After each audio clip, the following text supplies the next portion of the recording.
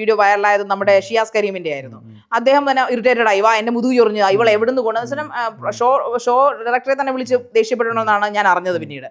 അപ്പൊ അങ്ങനെയുള്ള സംഭവങ്ങളും ഉണ്ടായിട്ടുണ്ട്. താങ്കളോട് ഞാൻ ചോദിക്കുകയാണ്, താങ്കൾക്ക് അറിയാവുന്ന പോലെ പണിക്കും പൊക്കൂടെ എന്ന് ചോദിച്ചാൽ താങ്കൾ എന്തായിരിക്കും? എനിക്കറിയാവുന്ന പണി ഞാനിപ്പോ ചെയ്തോണ്ടിരിക്കുന്നത്. അത് തന്നെയല്ലേ ആ രേണുസുതിയോടെ പറഞ്ഞത്. പക്ഷെ ആ സമയത്ത് നിങ്ങൾ എത്രത്തോളം അവരെ ചിലപ്പോൾ പ്രോഗ്രാമിന് വേണ്ടി ചെയ്തായിരിക്കാം എങ്കിൽ പോലും ഇപ്പം ഈ ക്യാമറയുടെ മുമ്പിൽ അവർ ആ സ്ത്രീയോട് ചെയ്തത് മോശമായി പോയെന്നും തുറന്ന് സമ്മതിക്കാൻ തയ്യാറാണ്? ഇല്ല, ഞാൻ മോശം ചെയ്തിട്ടില്ല. ഞാൻ അവരുടെ പെർമിഷനോടുകൂടി ചെയ്ത കാര്യങ്ങൾ, ഞാൻ ഒറ്റ ചോദ്യങ്ങളും എന്റേതായിട്ട് ചോദിച്ചിട്ടില്ല.